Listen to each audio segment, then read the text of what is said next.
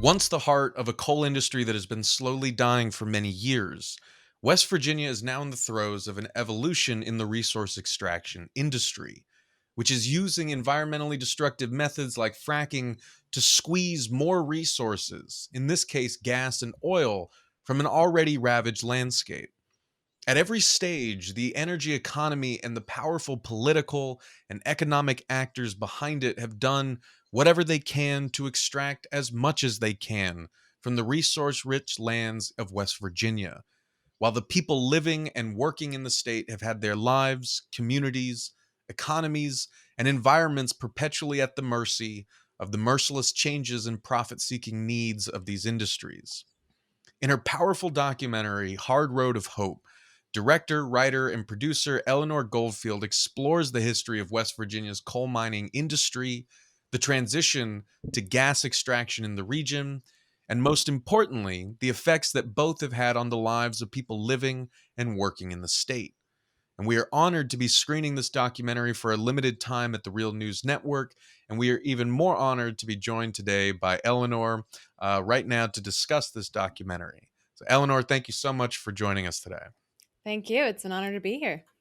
So, there are a lot of parts of this documentary that I really want to discuss, but I think it would behoove us, right, to kind of do the basics, start at the beginning, and give viewers who are going to be seeing this documentary on the Real News Network the kind of context that they need to understand what they're about to watch, and to hear from you, like why you put this documentary together, why it was so important. So I was wondering if it's not too annoying, if I could ask you to kind of give us a little rundown of what this documentary is about and what the process of putting it together was like for you.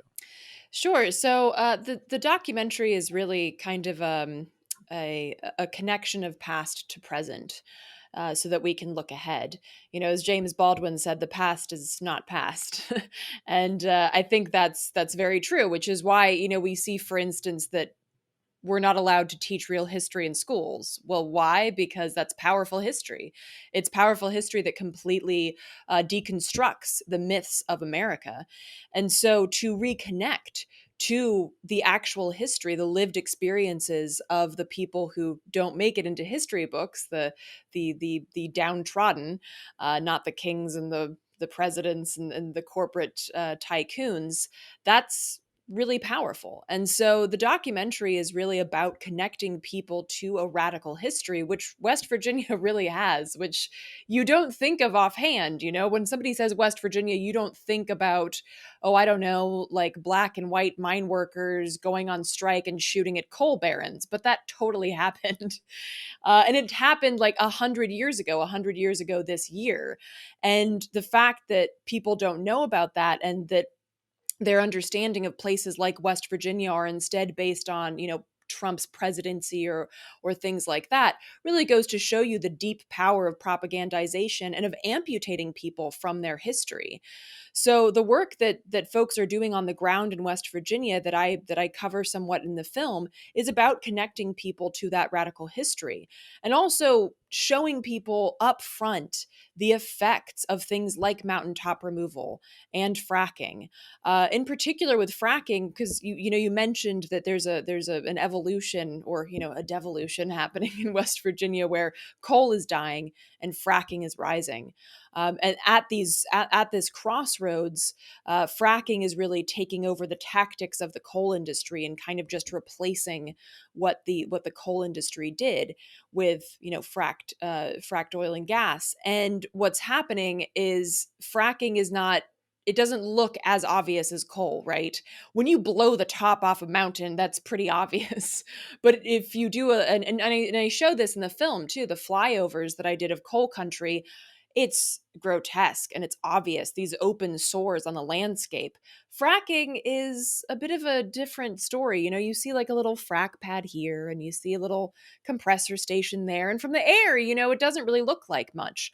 And so, really highlighting the importance of looking at the destruction of fracking as not something that's a bridge fuel or not something that's so much better than coal, but that is in fact quite grotesque, just like coal, but in different ways. You know, it poisons the water, it poisons the communities, the landscape, etc., and perpetuates the oppression of people and, of course, of these ecosystems that we're a part of.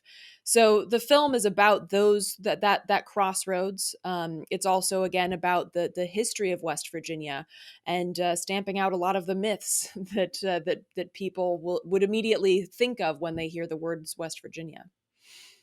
Yeah, John Denver left that radical history out of his song, didn't he? I mean, I honestly didn't know a lot about it myself until much later in life, and I wanted to kind of drill down on that, no pun intended, right? Because this is, as you said, a big focus of your work in the documentary. I think even one of the chapters of the documentary is called "The Effects of an Amputated Past," right? And there's almost a mirroring effect there, where not only are you looking at how folks living and working in West Virginia have been kind of deliberately disconnected from that radical tradition in their industries, where their forefathers and foremothers organized, fought against the bosses, stood up for themselves. But a lot of that has been kind of erased from the history books. It has been washed out of the kind of corporate propaganda about like the coal industry today, so on and so forth. And I think it's a really, really important thing that you're doing in the documentary to kind of show what the effects of losing that historical consciousness are. But at the same time, I think you also show how this industry itself, the way it's been set up, also kind of amputates or separates people from kind of community, right? It separates us from the realities on the ground in West Virginia. So I guess I wanted to ask what it was like for you to take on that task, right? Of actually, through this documentary, connecting the very things that had been systematically disconnected over the past century. Yeah, I mean it's a powerful question and a powerful concept. It's really, I mean, you don't have to go far in the United States to see destroyed communities, right? Whether that be, the Rust Belt, or whether that be, excuse me, down south in Louisiana, or out west. Everywhere you go, there are communities that have been destroyed by corporate malfeasance and the march of progress under capitalism. In West Virginia, being the third poorest state in the nation and the second most rural, these communities were really based on they were based on on a sort of a commonality, a solidarity that was unfortunately based on coal and, at the advent of the state, timber as well. I mean, the state was founded basically as a resource colony during the Civil War in 1863. And so this camaraderie that could have been felt, that was initially felt, was completely destroyed by coal companies when they purposefully placed people, different parts of the coal camp. They'd bring in immigrants from Ellis Island and say, "Don't talk to the Jews; they eat babies."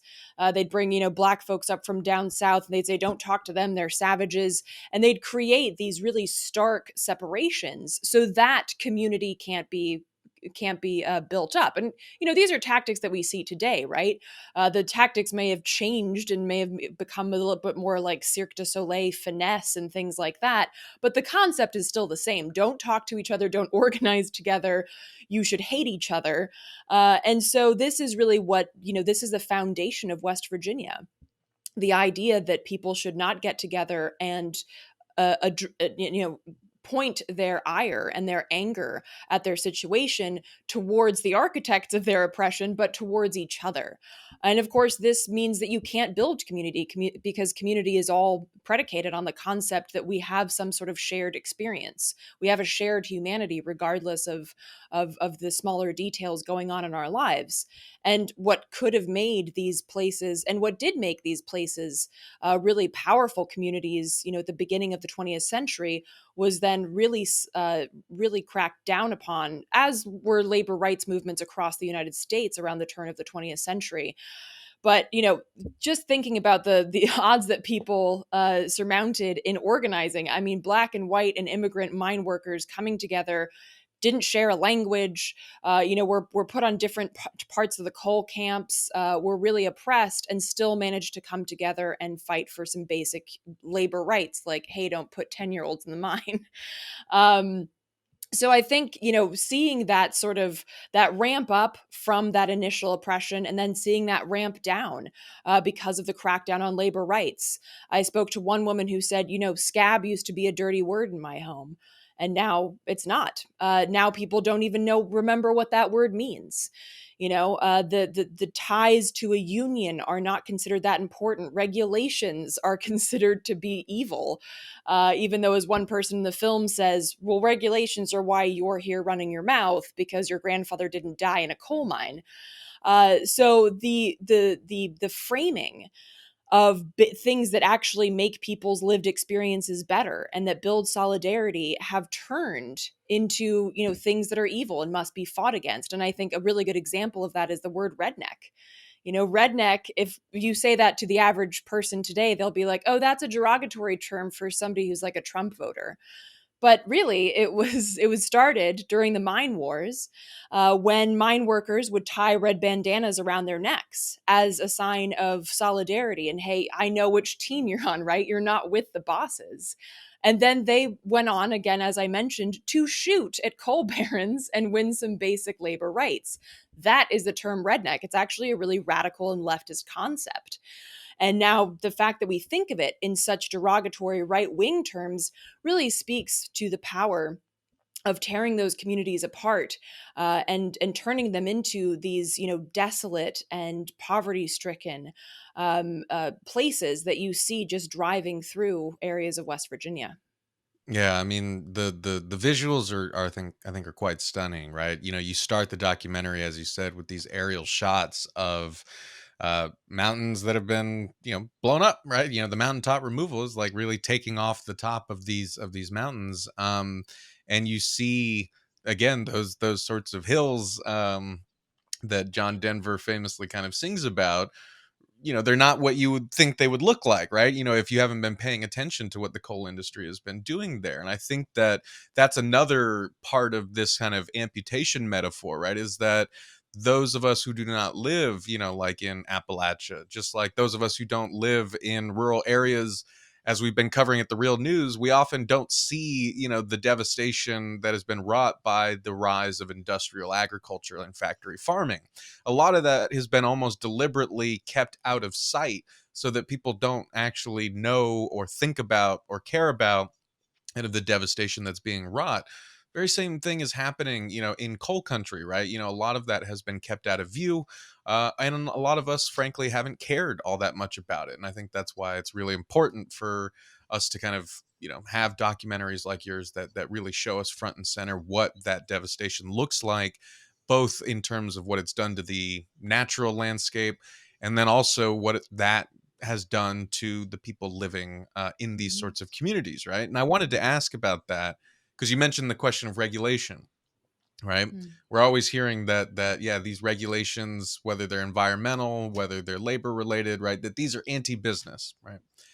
And yet, the folks who are living and working in these towns and hollers in West Virginia that you cover, they are experiencing the environmental devastation that has been wrought by the extractive industries.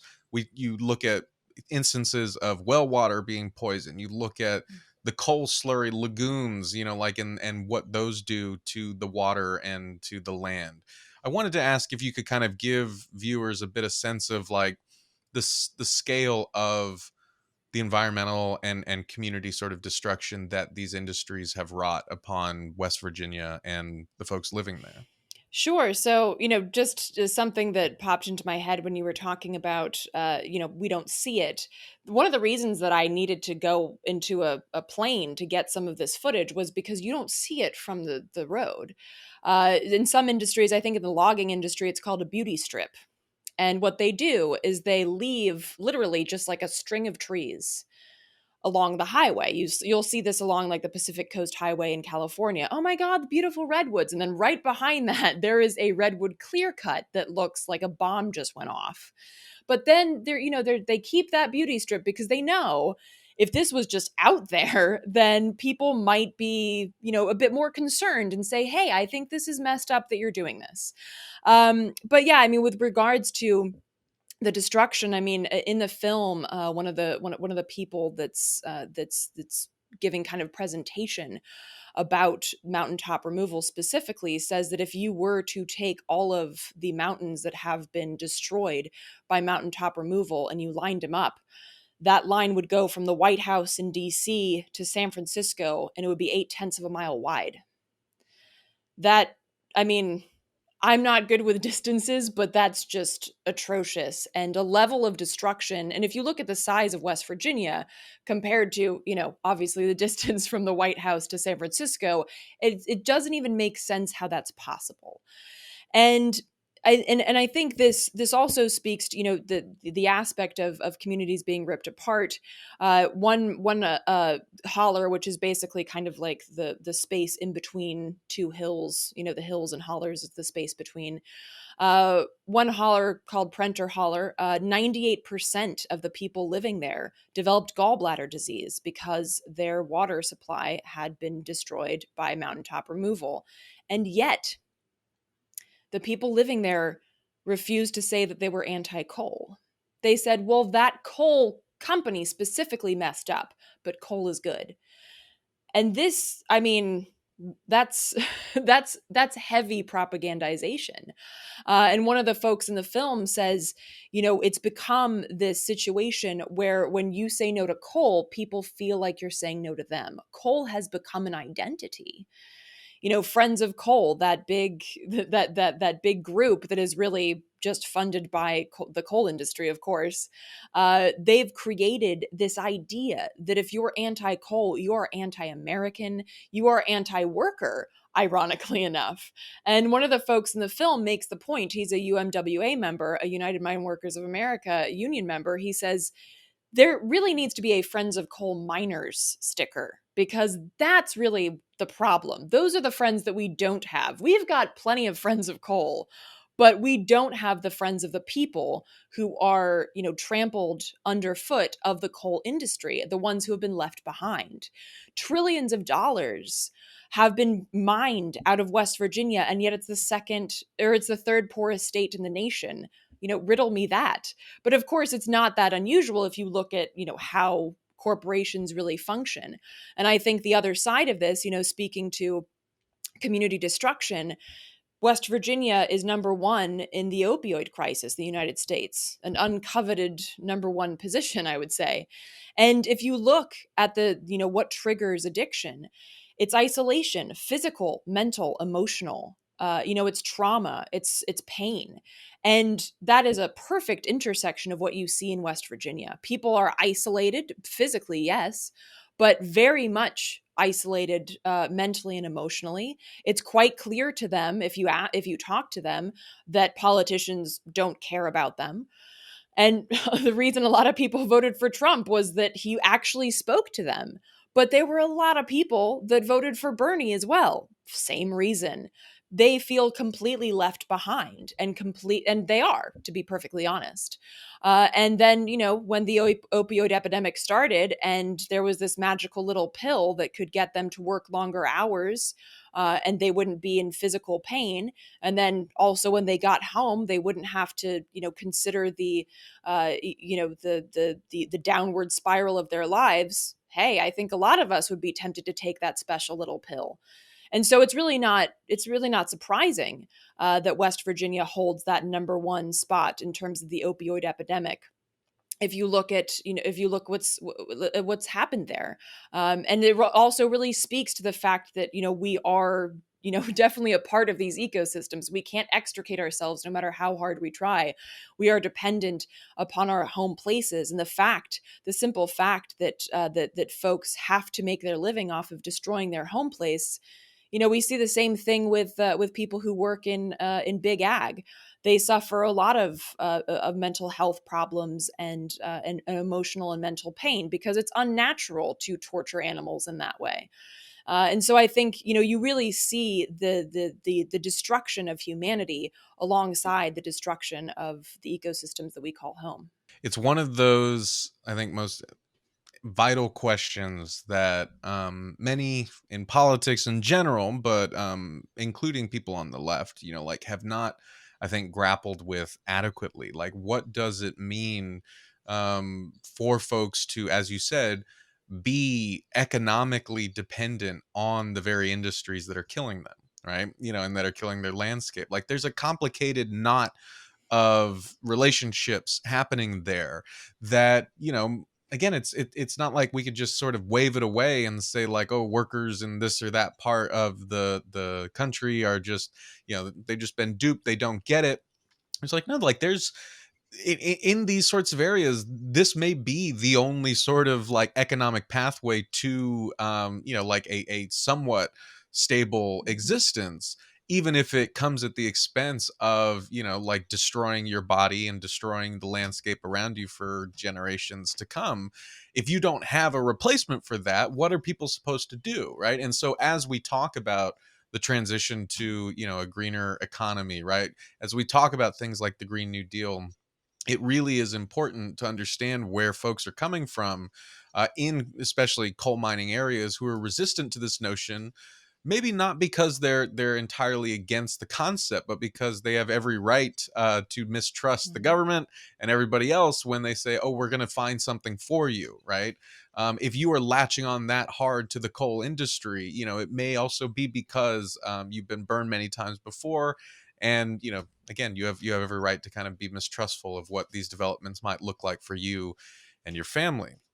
And I could genuinely kind of talk to you about this for days, but I don't want to keep you too long, and I wanted to kind of build on that point and ask about you know where the fracking side of Mhm. this comes in, right? Because one of the folks that you interview in this documentary, I think, puts it very bluntly. It says that the gas industry, oil and gas industries, have taken the coal playbook, or I think they say coal came up with the playbook, and now gas and oil are perfecting that Mhm. playbook.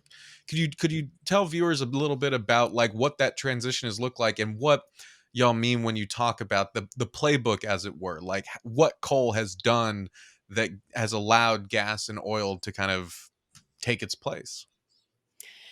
Yeah, I mean the playbook is vast, but it's everything from mineral rights versus surface rights, which, for instance, it's a distinction which is total BS. But welcome to corporate America. It basically severs the literal surface of the land from the minerals below, like the money pot, basically. And this happened with coal too. People would go on to folks' farms in the early 20th century and say, "Hey, look, we'll get you, a new rifle to hunt with. We'll get your wife a sewing machine, etc., etc. Just sign here, and you don't have to do anything. Like you won't even notice us, right?" And that, of course, that's not true. But these were tactics that were happening 120 years ago, and they're happening still with horizontal drilling. Okay, well, no, we don't need your property, it's cool, we'll just we'll just drill here, and then we'll go into your property and steal all of the minerals that are underneath your property. And of course that affects that property. The water poisoning, the release of fracking chemicals. I spoke to a couple of people that just have trees falling over as if they were in a storm, but it's like a perfectly normal day. They've got animals dying and plants dying without any explanation. And of course, the explanation is fracking, but you're not going to see that fracking company talking about it. And similar tactics in the same interview when I was speaking to these folks. They had complained to the fracking company, and then the fracking company says, "Okay, well, look, here's a list of chemicals that we're gonna that are involved in fracking. So we'll come and test your water." They get the test results from the water test back, and not one of those chemicals were tested for. They tested for completely different chemicals. But then they get to say, we tested your water and it's fine. Same thing with a compressor station, which is horrifically loud. They complained about that, so they turned the compressor station off, brought a guy out with a noise meter, did a test, and then left, and then turned the compressor station back on and said, well, the test says it's quiet. So it's these kind of tactics that allow companies to check boxes. For instance, there was a rather infamous doctor in coal country called Doctor. He was nicknamed Doctor No, because he worked for the coal companies and he would see folks that would come in with black lung, but he would just continuously say, no, you don't have black lung. Why? Because then we don't have to pay for it. So people were dying in agony, all the while having to pay out of pocket for it because the coal company refused to admit that they actually had black lung. But hey, we allowed you to go see that doctor, so we get to check that box. It's a list of tactics that are, predicated on bolstering the bottom line and oppressing as many people as possible. Just, finding that balance. We will oppress you enough until you fight back enough, then we'll back off a little bit. This sort of push and pull that we've been seeing since the advent of capitalism, really. And fracking is doing a great job of uplifting that. I also saw a place in central West Virginia. They had built an Olympic style track for a high school that had like 400 people in it. Why? Because they wanted to say, hey, this is what fracking gives you.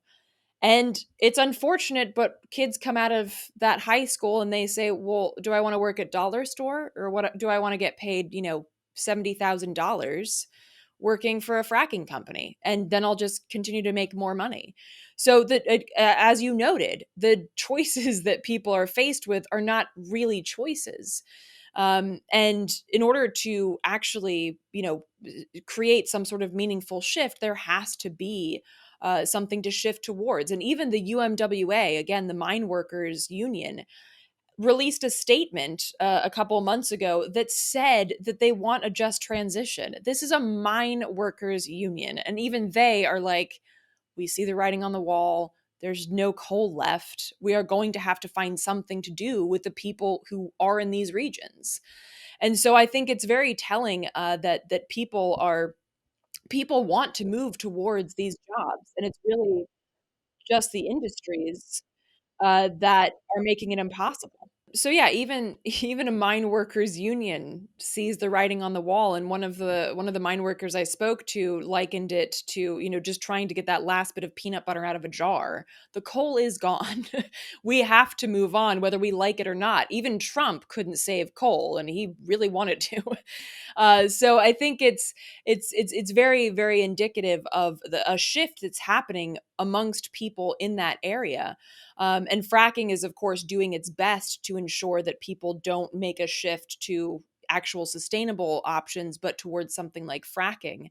But again, people on the ground are wary of it. At the same time, they understand that, look, if nobody's on our side, if we are a throwaway state of throwaway people, then I have to take this job because it's either that or starve, and that's not really a choice. And so this is also something I think that's very important for, in particular, white leftist organizers.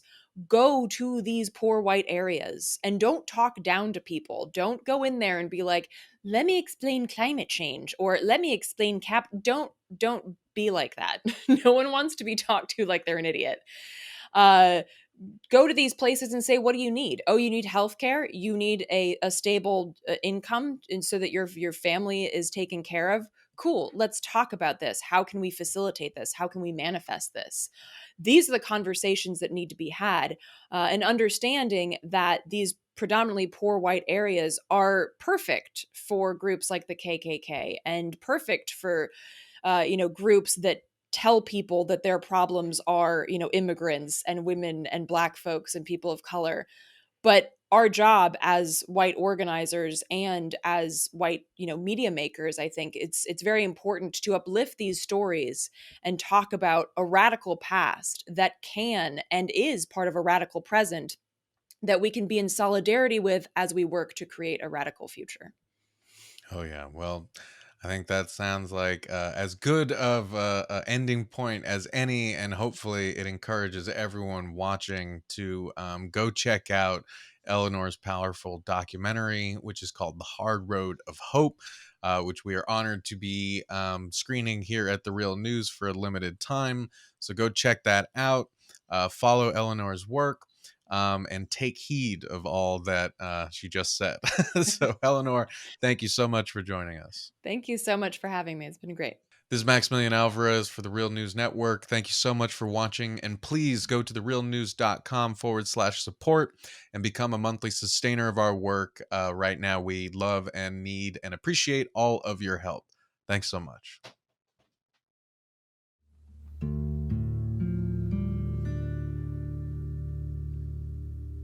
How can you look at a mountain and think mine? How can you look at these forests and only see dollar signs? Kings of a graveyard, the spineless, the mindless of men, ridges, decapitated peaks for a bottom line streak. A burned out sun, clouds of coal ash and methane gas. Progress. A still life. Still life. The hollers sunk low, and it's a hard road of hope. But the sun glints gold in the hills they call home. Love 'em or leave 'em alone. Not every soul's cold. Not all the sacred's been sold.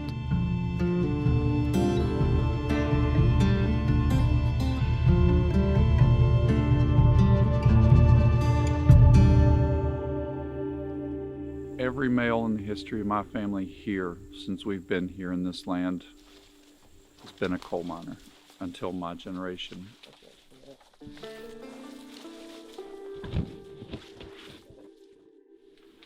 The history of coal in West Virginia goes back into the late 1800s when it was when the early days of mining began here.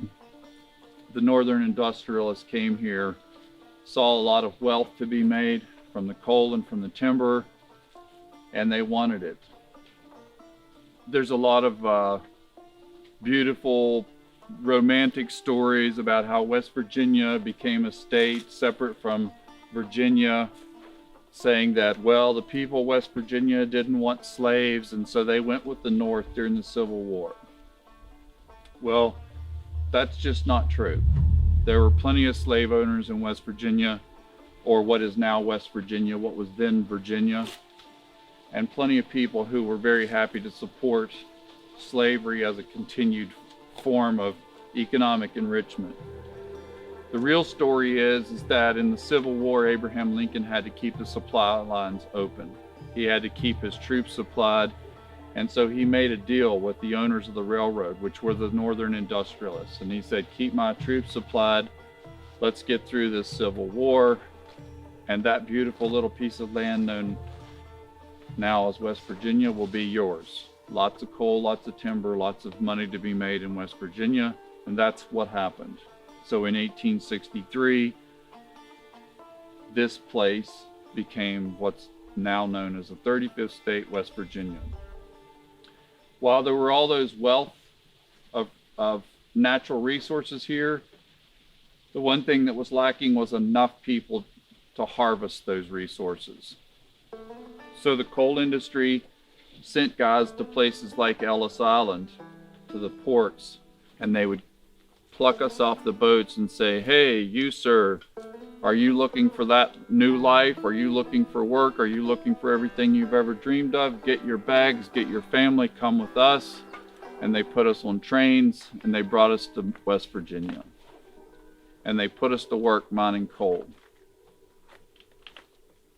It's important to understand that, because if we don't know our history, we will have to repeat it. My favorite quote goes, you can burn their houses to the ground and they'll rebuild. But if you destroy their accomplishments, their history of who they are, then you destroy them. It's like they never existed. The immigrants that came here, they all spoke different languages, and they were brought here by the coal company because the different language barriers and all of that would keep them from connecting. It would keep them separate and not organized. That's why they wanted to bring all these different ones, and not just one group, all of them, from African Americans from down south to Hungarians, Italians, Middle East. All of them were brought in here in different, areas, and they were settled on different parts of the creek, so they didn't live near each other either. And in the coal mine, they were put on different sections where they didn't get to know each other.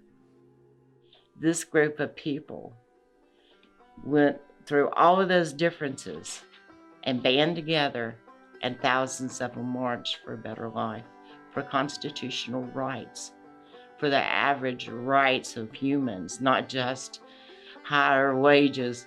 This was just the rights to be treated like a human being. This group of people with that much differences and that many troubles managed to organize, tie on red bandanas, and march as a union and as a brotherhood. The term redneck originated right here and also in Colorado during the same mine strikes that we're talking about. Same thing, whereas in West Virginia or Matewan. But the difference was here and at Blair, when they tied on the bandanas to march, they accepted that term redneck as their own, and not a negative thing. They weren't communist Reds, though maybe a few of them were. And they marched because the ideas of brotherhood and being equal and fighting together for human rights, those were not, how can you put a title on that? I think any movement that has a part of that, I don't care if they got what word they put on it, it's doing what's right for the right reason. And that's for human growth and human rights and liberties. That's pretty powerful. Most people don't understand is the Union in 1920, they said equal rights for blacks and whites, equal pay for blacks and whites. They said you don't discriminate against your brother because of culture and those things. That's almost unheard of in 1920. I told this story to this old guy from Georgia once. And he said, let me get this straight.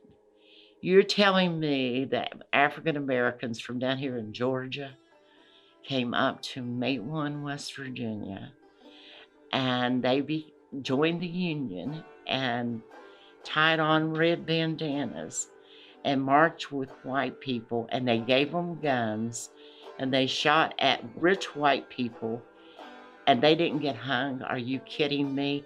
He said, I've never heard of history like that in my life anywhere in America. And this happened in West Virginia, and they hid it in West Virginia. As a result of collective bargaining and organized labor, we got paid in American money. We got a 40-hour work week. Children no longer had to go to work in the mines. My grandfather started when he was 10. Can you imagine sending your 10-year-old into the mines? But that's the way it was in those days. And so that's why labor unions were so important. It was so important that we came together and did not exclude anyone based on superficial things. And we cared for one another.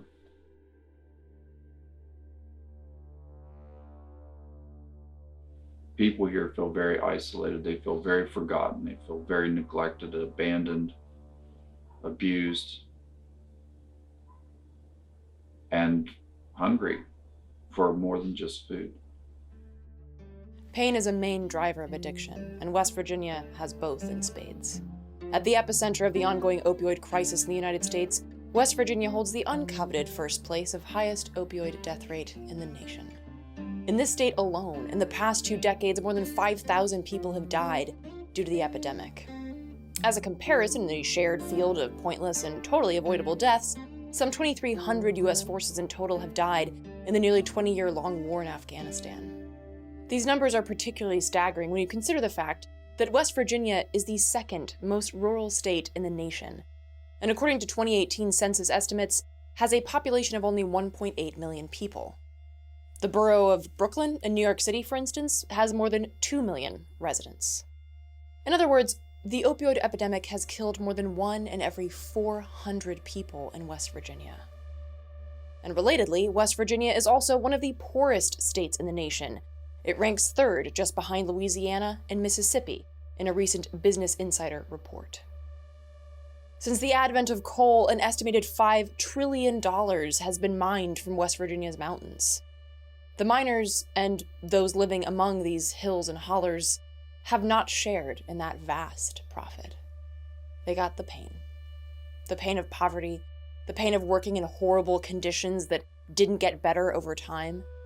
Indeed, cases of black lung have only gotten worse due to the fine silica dust clouds that get kicked up during days more destructive and extractive mining operations. Industry and government work together to protect profit over people, lobbying against regulations, spreading fear of retaliation to those who might speak out, who might seek help, holding jobs over the heads of the poor and sick. And outside the coal industry as well, an entire generation looks to the future with no hope, isolated, abused, and in pain. Living in a forgotten and cast-aside resource colony, thousands of young adults in West Virginia are dying, their kids entering foster care or relying on older relatives.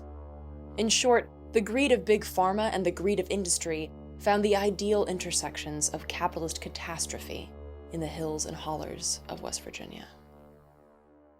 When you look at the research on addiction and what causes addiction in people, it comes back to isolation and trauma and abuse. And we live in a culture here in Southern Appalachia and more broadly in this country and in this world built on isolation and exploitation and abuse.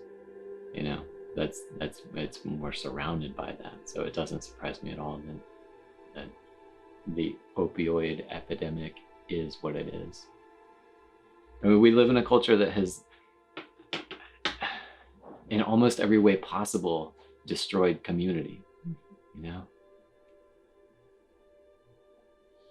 And the whole the whole trajectory of these industries in particular seems almost created to destroy community, you know, through all phases.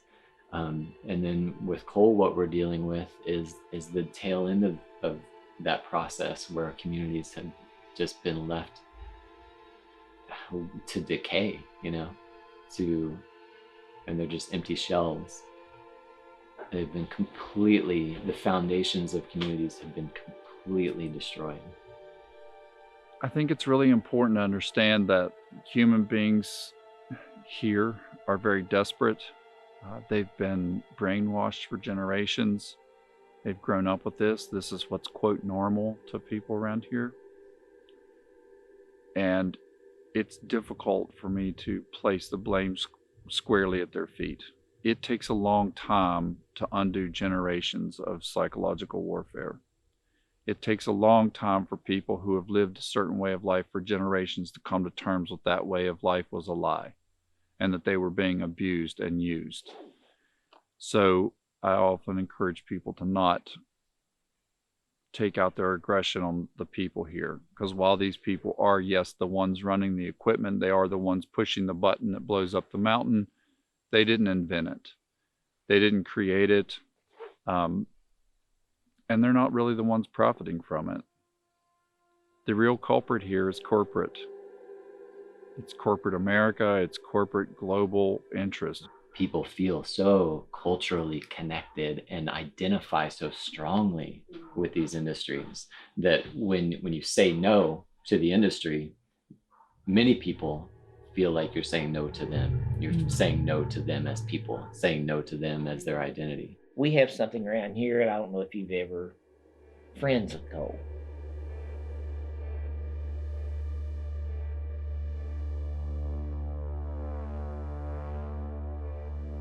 Anybody in their right mind ought to go and look at who set that up. Who profits from this little Friends Coal? We have license plates now. Friend. And I've noticed two kinds of vehicles that have those license plates on it. And I think it pretty well describes what it is. You either passed a big black Suburban that cost about $55,000 or $60,000, and you'll see that Friends of Coal license plate on the back of it. Or you'll pass some little guy in an '84 S10 with the fenders falling off of it with a Friends of Coal license plate. When the first vehicle you passed really understood what a friend of coal was. He understood why he had that license plate. The other guy that was driving that '84 S10 with the fenders falling off didn't understand it. What he really needed was a friend of coal miners license plate, but he didn't understand that. And I think that's what they done to us around here is propaganda. Friends of Coal, it's Chamber of I tell you who likes it. Chamber of Commerce, who don't like unions, who don't like pensions, who don't like health care, because they fight against all these issues. The Chamber of Commerce fights against every one of these issues. You have the coal vendors who profit from selling to these companies, They understand what Friends of Coal means. You have your politicians who are owned by the coal companies. They understand what it means. They're the ones that help gets all this shit passed, So the people that really profit from it understands what Friends of Coal is. Just a few days before I arrived in West Virginia, coal baron Robert Murray delivered a speech in neighboring Kentucky at the invitation of FERC Chairman Neil Chatterjee. Standing at the podium with an oxygen tank, Murray scolded FERC for failing to enact a Trump administration proposal that would have subsidized coal-fired power plants and helped keep them competitive with cheaper natural gas. Murray all but paid for that proposal, by the way, donating some $300,000 directly to Trump in the early days of his presidency. For his part, FERC chairman said he invited Murray knowing he'd be critical, saying he wanted to start a dialogue about this issue. Absent from the event was anyone invited to speak on issues of climate or public health. Clearly, FERC Chairman Chatterjee isn't out for dissenting opinions that fly in the face of corporate profits. Still, a week later, Murray Energy, the largest private coal mining company, filed for Chapter 11 bankruptcy. Not even friends of coal in high places can save coal. Not even attempts to further deregulate an already deregulated industry can save dying king coal. Still, Murray and friends will be fine. It's the workers who once again pay the price. As with other companies across the region, Murray Energy is seeking to, quote, dramatically slash its liabilities, including $8 billion of pension and retiree healthcare obligations. And bankruptcy courts have let this fly. And thanks to manifold corporate loopholes, restructuring, and buyouts, pensions and benefits for nearly 100,000 retired coal miners now rest on our shoulders. In late December of 2019, Congress earmarked roughly $10 billion in the $1.4 trillion spending bill for miners. For the first time in 45 years of federal pension law, taxpayer dollars will be used to bail out a fund for workers in the private sector. Socialism for the rich, cutthroat capitalism for the rest. Paying taxes for the common good is one thing. Paying taxes to cover the golden parachutes and crimes of big corporations is quite another. Friends of coal is one thing. Friends of coal miners is another entirely. Like last summer, when coal workers in Kentucky blocked mine train tracks, protesting nearly a month of unpaid work complete with bounced checks and a same-day notice that all operations would be shut down due to mining company Blackjewel's bankruptcy. In the end, however, the protests worked, and Blackjewel agreed in court to pay them more than $5 million in back wages. And while these might sound like somewhat happy endings, pensions so far saved, back pay settled, the future for folks in coal country is bleak. Industry continues to mine, desperately in search of those last lumps of coal. The jobs that are gone won't come back. But the few jobs that still exist are desperately sought after by folks hanging on by a thread, willing to do the horrific work of destroying land, air, water, and their own bodies for a potential buck. And in this pit of propaganda and coal slurry, the push for cleaner, greener, and fairer jobs is treading toxic mud. People say, well, what about the jobs? And I'd say there's plenty of jobs for thousands of people for years to come, just doing reclamation and water and stream restoration and water management, all these things that have to happen to deal with the fallout of a century of coal exploitation in this state. It's not about jobs. It's about there's no will to get it done. There's only jobs when some out-of-state corporation's making a profit off of it. There's never a job when there's something that needs to be done, or a stream that needs the pollution fixed, or a community that needs its home place back. There's never jobs for that. What you're looking at here is just one mountain. More than 500 of these mountains have been destroyed like this. If you put all of the land that had been destroyed by mountaintop removal in a straight line, it would start in Washington, D.C. at the White House. It would go all the way to San Francisco, California. It would be more than 8/10 of a mile wide. It's a heck of a superhighway of devastation, isn't it? In the process of this, these valley fills have buried more than 2,000 miles of streams and rivers. And they have buried those headwaters, that birthplace of rivers, in toxic waste. A mountain, as a living, breathing thing, as a sacred entity, to have its top taken off would be comparable to a human being having their top taken off. It is certain death for that mountain, and it's irreversible. There's a lot of conversations about reclamation, and we put it back better than we found it, but those things are just not factual. In fact, they're just blatant lies. You can't put a mountaintop back any more than you can crack an egg open and put it back together. Traditionally, people would dig back into the mountains and pull the coal out.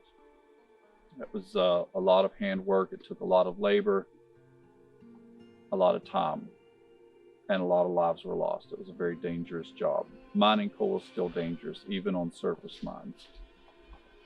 When coal is mined, though, the very first thing that happens is that it has to be washed. Imagine washing a rock before you use it, but that's what happens with coal. When it's mined, it has to be washed. And if any of you all have ever washed a muddy dog or a dirty car, you know that the water that comes off of that is pretty filthy.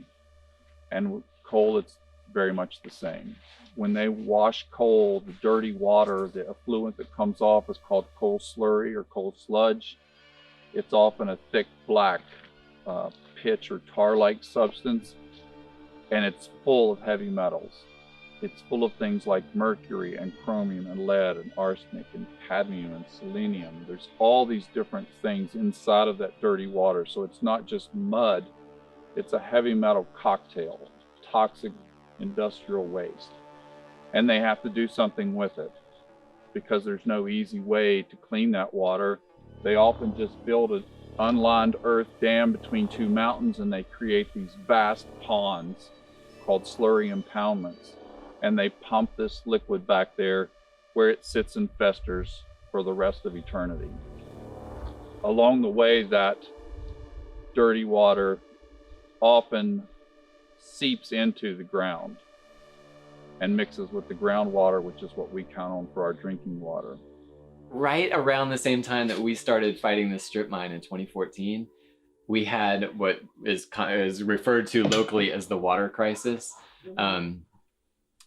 where MCHM, a coal cleaning chemical, was spilled into our drinking water, spilled into the Elk River just upstream from our city water intake. West Virginia American Water, who owns that plant, serves 300,000 people in this region. And all of a sudden, 300,000 people were without clean drinking water. And you could smell it. It smelled like licorice. For lack of a better term, MCHM is like the detergent. Okay. So the coal, the raw coal is put into these huge tanks, swirling around with water in this MCHM, and it separates the coal from the dirt and dust and debris, because those things are not good for the burners at the power plant. They clog the jets and other stuff. The interesting thing about this water crisis, as they call it, was this chemical leaks into the water. They downplayed it, for one. For two, the very first thing that the governor said when he came on the news was, I just need everyone to know this had nothing to do with coal. So the campaign to protect coal started as soon as the crisis started. They would never tell us what was in it. They would never tell us what was safe levels. There were people going to the emergency room with nosebleeds and respiratory distress and all manners of things. In the end of the day, they gave us some number and said, this is the safe level and we're well below that. We don't need to worry. Well, it turns out they just made that number up. And it turns out the safe level of this was nowhere near, you know, they said you could be up here and it's still safe. It turns out it takes very little of that stuff to damage your health. And further than all of that, we found out later that the real harm from this, aside from the immediate acute things like the nosebleeds and the respiratory distress, was that it affects reproductive functions. So it could be a generation or two before the real effects of this chemical spill are seen on the people here. Stories like these form a patchwork of destruction across West Virginia. Indiana University researcher Michael Hendricks has been studying the health effects of mountaintop removal mining, or MTR, in Appalachia for more than a decade.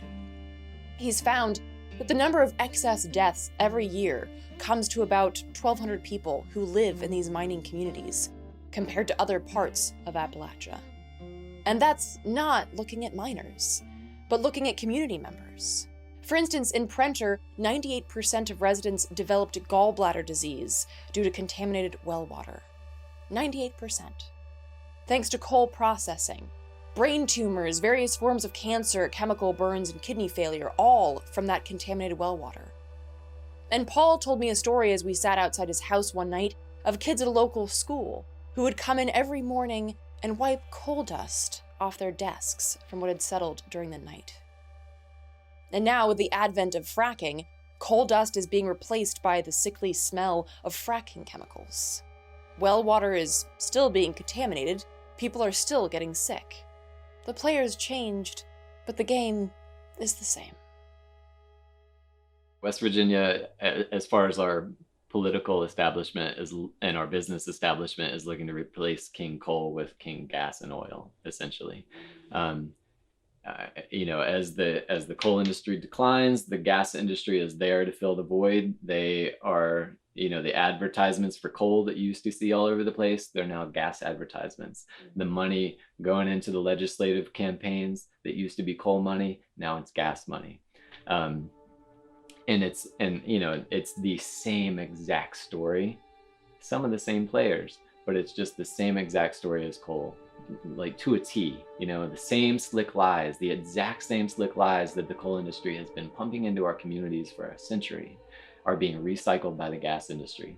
Jobs, jobs, jobs, this fantasy of jobs and prosperity, sustainability, you know, even going as far as saying this is environmentally friendly, this is good for us, which is the same crap the coal industry said, you know, against all evidence. They'll just keep saying it. The big Mark West plant that we'll visit is a mile from me, and there's a compressor station a mile from me, and there's well pads a mile from me, but nothing right near. We have a production pipeline that's near that had an accident, or it had some kind of major, like it sounded like a jet engine. It was leaking that part. And it sounded like a jet engine. Yeah. It was a big leak. It was a big leak. And there's no, like we were never notified of anything. Mirijana later highlights another important point, that when serious malfunctions happen, they are rarely, if ever, in the news. Even for people who want to know, it's hard to get information. Companies keep their disastrous mistakes to themselves as much as possible. This is Intera Resources, okay? They have a well pad up here. But what we also have here is something called Saturn Station, which is owned by EQT, which is an extraction plant. An extraction plant would be a facility where they take the different components of the gas out into different products like propane, gasoline, oil, etc. And that's where most of the money in this whole drilling thing is, from the different components, not actually the methane. In 2017, a storage tank at Saturn Station caught fire. Mirijana tells me that she urged both industry and lawmakers to at the very least set up a warning system. Something that could alert folks who live nearby, let them know to evacuate or to not drive down that very narrow road. EQT, the company who owns Saturn Station, never released a reason for the incident, nor have any new safety precautions or an escape route been set up for the community. You want to start? Do I want to start? Or do you want me to start? Go ahead. Okay. All right. We bought this property back in 2004. It was raw land and bought it to move here for peace and quiet from retirement. And not too long after we started building is when they decided to build a compressor station next door to us. So our peace and quiet went away. Our animals went away. You know, the wild animals. We didn't wake up to bird song in the morning like we had planned. We didn't see the deer coming up like we used to enjoy. You know, there were a lot of, we live in the middle of the woods, on top of a mountain, in the middle of the woods, in the middle of nowhere in West Virginia, which is what we wanted, and they're gone. About that time, we even had domesticated animals. We had chickens and stuff, so the chickens quit laying because of all the noise. It was like living, that first year was like trying to live in the middle of a truck stop with all of the 18-wheelers running all night long. They did this noise test before they started making noise. Even before actually a lot of vehicles were using Route 18. So they had a piece of, this boy set up this tripod with this sensor on it, and they tested the noise level with no activity. Yeah, no, but they hadn't started working. A couple days later, he came and took the equipment. So then about after they started working. Yeah, after they started working, I guess it was probably about 4 years into the project. I can't remember exactly the time frame. But I guess one of the other neighbors were complaining about the noise. No, I sent a letter to the CEO And she about sent, the noise. she sent a letter to the CEO. But the other neighbors were too. Anyhow, so they brought another piece of equipment up and asked us if they could test the noise level.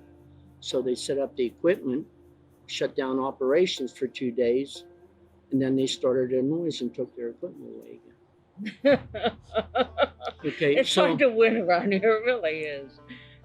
So they sent us this packet of information, and it has at least 2 pages of this chemicals, all these poison chemicals that they put into the ground. And then they want to test our water. Which we had already had tested. We already had it tested from Morgantown, but they sent a crew down from Pittsburgh. So, what do they test for? Not one of the chemicals on those 2 pages. Not one of those chemicals. So, how do we know what they tested for? When they frack, it vibrates. We have trees coming down on our fence line all the time that we have to go out and remove and repair the fence. And that's on you. That's on us, yeah. That's And on I us. have yeah. 'cause sassafras. we have animals that we can't. Yeah, those I have trees are dying. sassafras trees dying. I have beech trees dying. I have apple trees. With no explanation. no I mean, explanation. they've been healthy and fine all this time. Just looking to every now and then you can smell a chemical smell. I don't know what it's from, but Well, I'll tell you what. If anybody wants to get a meth high, all they have to do is come to Doddridge County. Jim, that's not. No, it's not. It's not meth. It's the gas fumes. It's the methane. Different meth. Who said that? I didn't say that. But I'll tell you what. When we have heavy humidity, if you want to get a whiff, just about any place, even Yeah. on Route 50. Every now and then You'll it's smell pretty bad going through home. some of the little towns and stuff. You should hear me cough some days. Peace of Yeah, I mind. know I'm getting old, you know, and I understand that, but Peace of mind has probably been the biggest thing. I just You know, can't you work imagine. all your life and you save money to get what for us was going to be our dream retirement home. You know, to someone else maybe it's not much, but it's what we wanted, and it was peace and quiet. Little And, log cabin you know, away I from like everybody. being able to get up in the morning and take my dog and go walk in the woods and She can't do that? yeah, it's just miserable. I mean, it's noisy. It's noisy. There's a lot of people are very upset with what's going on, but there's nobody listening to them. There's not really an outlet. Like our county commission during the beginning of this, when people were going to voice their upset, they started limiting public comment to 5 minutes. And then they tried to say, if you already talked about a topic, you can't talk about it again. You know, you would think in a small community that you would have a voice, because there's just not that many people. But even locally, we felt like we didn't have a voice. And then, you know, almost everything that goes on is legal.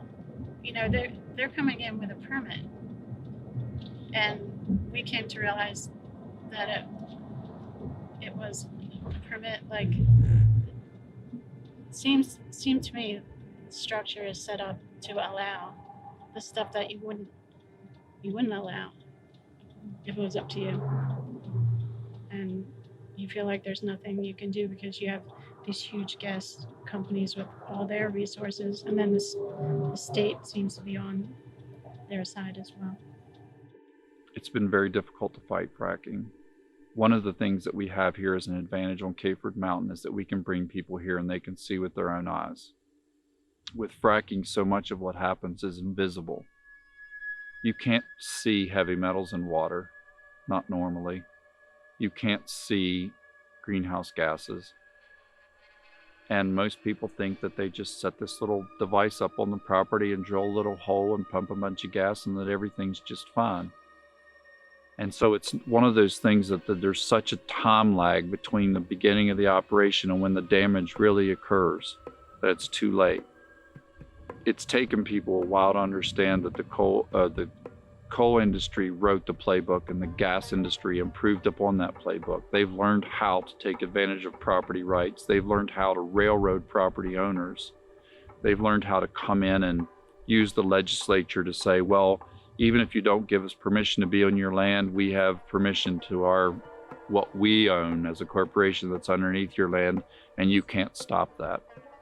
And the legislature here has just rolled over and said, yeah, that's right. And that's the surface versus the mineral rights. Surface versus mineral right. One of the things that they've refined is how to grab those rights. Mm-hmm. And they've done all kinds of things in the legislature to try to find ways like, okay, well, we won't put a frac pad on your property, but because it's horizontal boring, they can go to your neighbor and go down and go under your property and take the gas. Down to the very basics of who controls the land, who controls the resources, who controls the decisions, who controls the economy. Mm-hmm. It's a colonial extraction economy. So I think West Virginia was one of the proving grounds for this idea of separating the surface rights from the mineral rights. And way back in the day when coal was first beginning, they would come around to us and say, we want to buy your mineral rights. Well, what's mineral rights? We don't know what that is. And they say, listen, nothing for you to worry about. You can still keep your little farm. You can still keep your cabin. You can still hunt your animals, still grow your crops. Tell you what, I bet you could use a nice hunting rifle so you can feed your family. And the little lady there, I bet she'd like a sewing machine so she could make clothes for your kids. We'll do that. All you have to do is put your mark here. And it was a mark because most people couldn't read or write. That mark would be witnessed by a coal company attorney or some other person. They would go down to the courthouse and file those papers. People didn't know what they were signing away. Then the strangest things started happening in the turn of the century, around the early 1900s. All the courthouses in southern West Virginia, one at a time, burned. So the government sent out a notice, hey, if you happen to have copies of your deeds to your property, we're trying to rebuild our archives, our files, please bring copies of your deeds in so we can rebuild what was lost in the fire. Most of us didn't have that or have a way to keep that. This was 150 years ago. But guess who did have it? The coal companies. And guess who also had the capacity to show up with a deed that had been autographed by a mark and witnessed by some unknown person? And suddenly you have people who said, I don't care what mineral rights are, I'm never going to sell anything to you because I don't know you and I don't trust you. And suddenly there's a document in the courthouse saying, oh yeah, Mr. Jones did sign that mineral rights over to us. Here's the document. See, he made his mark. There's the witness. That happened over and over again. These tactics that stratify land based on what's profitable, that poison this beautiful landscape and the people who call it home, these tactics have an almost more terrifying and insidious power. They rip communities apart, amputate them from their past. They keep people complicit, in line, programmed to be friends of coal, to vote, to live against their own interests. We were programmed for trouble. That's about what I can say. Because I've heard this, and Steele, some of the things he says is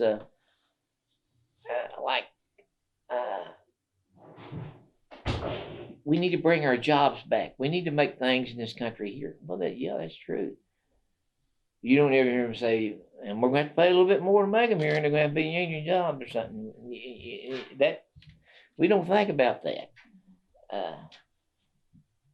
And then I've heard people, a lot of things in this area here, and you used to not hear these. I mean, it used to be when you had people that worked in mines, you wanted safety regulations. You didn't hear people around, but these regulations are just putting us all out of job. Now you hear that around here.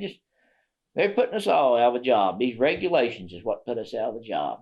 Well, no, regulations is probably why you're sitting here running your mouth, because if it wasn't for them, your grandpa would have probably already been killed, and you wouldn't even be here. You're running your mouth now, We have heard over and over again that the EPA has put us out of business. It's destroying the coal company. And what they're actually saying is this. The West Virginia DEP, which is supposed to also be an environmental protective agency, has already been bought by the coal company. Some people the Department of Environmental Protection, some people will say that DEP stands for Don't Expect Protection.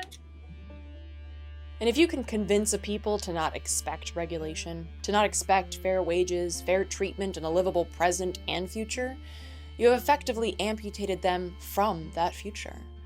And though it may seem counterintuitive, a powerful way to fix an amputated future is to reintroduce the radical past. As George Orwell wrote in his book 1984, who controls the past controls the future. Who controls the present controls the past. I don't know if you've considered that, but it's grassroots organizing when you tell your history and tell where we came from, You're not going to learn about this in American history classes. So it's really our job to preserve that history here at the museum and teach everyone who comes through here what a history Matewan has, and what the Cabin Creek strike was about, and what the Matewan massacre was about, and all that led up to the Battle of Blair Mountain. And then even now, how important it is with the teachers' strike and what's going on, and the solidarity that we have to show. I mean, one voice can do damage, but can you imagine what, 100 voices or 200 voices, like you have to stand together to really make the difference. And I think that the miners showed us how to do that. I think that we have to continue to show the generations to come how to do that. We've had people come from everywhere here that was interested in the teacher strike. And I feel like this history is a part of it. And a little unheard of town named Matewan. And that's it. This generation has a very hard road to hope. But I think being physically engaged in this is the only option we have if we're going to change it. And that means people have to show up. They have to show up at the Capitol building. They have to show up at the courthouses. They have to protest. They have to strike. They have to stop commerce or whatever it takes to interfere with this, to scramble this system until we can stop the whole thing. And you hear people say all the time, I'm not political. I'm not political. I don't get involved in politics. Stupid ass answer. If you want to see a stupid ass person, and I don't mean to hurt anyone's feelings, if you want to see what a stupid ass person looks like, it's somebody that tells you I don't get involved in politics. Because just like my drive down here, we drove down May Creek here, about 8 or 9 miles. We got on a public road. That's political. We drove down a creek that was fairly clean. That's political. We drove by schools. That's political. Mm-hmm. Everything that you do in your life, every day is political, whether you like it or whether you don't. And if you don't choose to be involved in it, then there's some son of a bitch that's dead set against anything that you believe in does get involved in it. So it's either you or them. And that's the only way, to me, that you can look at politics. As Pericles noted, just because you do not take an interest in politics doesn't mean politics won't take an interest in you. There are a lot of trainings, and there are some organizations in West Virginia and Kentucky that have done incredible work training coal miners or former coal miners in renewables, how to install solar, how to install wind, how to maintain those things. So it's been a wonderful movement in the right direction. Again, that's building something rather than just saying no all the time. And I think that's a big challenge that the environmental community has, is that we say no to everything. You know, we say no to fossil fuels, we say no to nuclear, we say no to fracking. The environmental group really needs to say yes. But we need to find the right things to say yes to, and then push those things, and then assist people and encourage people and lead them by the hand through that process. Because as people understand what renewables can do and how feasible they really are, they'll wake up, you know, one house at a time, one community at a time. We already have a presence in other things outside of mining coal, the UMWA does. I'd just like to see them have a presence in the environmental side, if we could ever get something like that around here in the renewables that would employ a lot of people. And I've told some of the environmental groups this. You know, they think you can come. They think we're actually the reason the people around here don't understand environmental issues is we haven't told them. And I've told them before, you're crazy. You know, we've told them plenty. It's hard to get somebody to understand something, that old saying, that if they really understand it, they wouldn't have a job. If you want to make environmentals, I tell you, make environmentals. You put 500 people working in a renewable plant, and they'd be fighting. They'd whoop a coal miner's ass, you know, in 5 years. If you even mention coal, but you got to give somebody something to work at. You just can't push him out on the street with nothing, you know, and then tell them that we're going to retrain you for what, you know. Anytime that a culture or a community or a people or an individual is more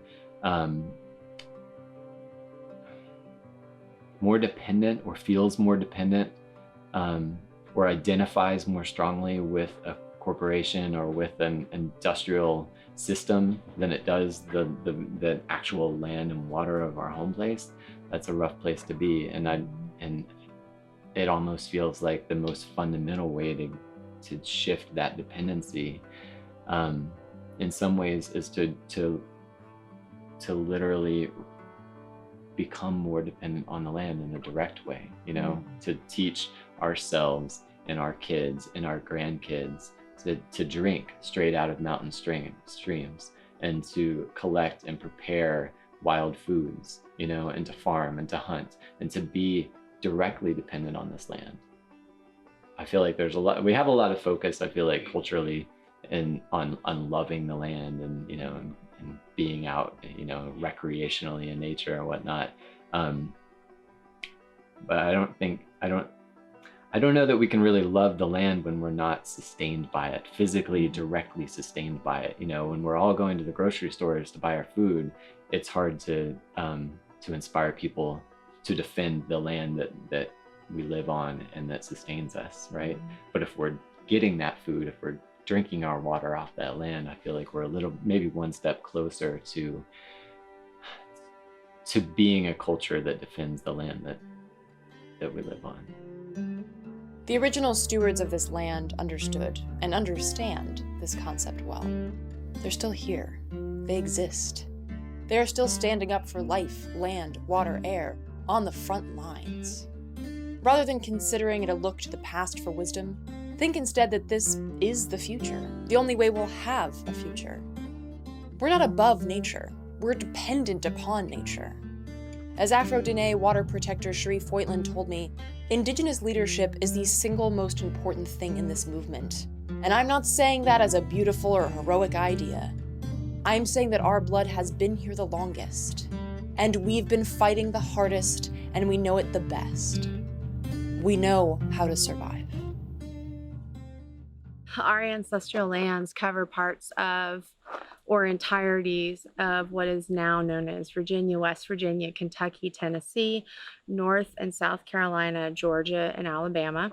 We're considered an Eastern Woodlands tribe. We lived in the mountains, we hunted, we farmed. But over the years of the different colonizers that came through, our land was taken more and more until the only thing that we have any control left over is a small portion in the western part of North Carolina. It's where our Eastern Band Cherokee relatives are in Cherokee, North Carolina. So I think going through this land, I feel a mixture of peace and tranquility and belonging that I don't feel in other places, but I also feel a sense of pain and loss and rage, thinking about all the horrors that my people went through, as well as other Indigenous people, and seeing what's been done to the land in the name of so-called progress and the creation and growth of the United States. And this coal mine that is behind us is part of that. For me, it signifies not just the raping and pillaging of the earth, but also of our people, particularly our women and multi-gendered ancestors and relatives. You know, but I also think about the violence that, you know, the poor white folks as well as the black folks experienced here at the hands of the coal companies, just like they do with pipeline companies. You know, they're exploited and mistreated, and they get sick, and, you know, they die, and, you know, the places that they eventually called home are also destroyed, and, you know, in terms of the environment. Yeah, I think that's it. That is it. This shared systemic oppression. Though it looks different for everybody, this is where we meet. At this intersection on the hard road of hope. Dream our build and act.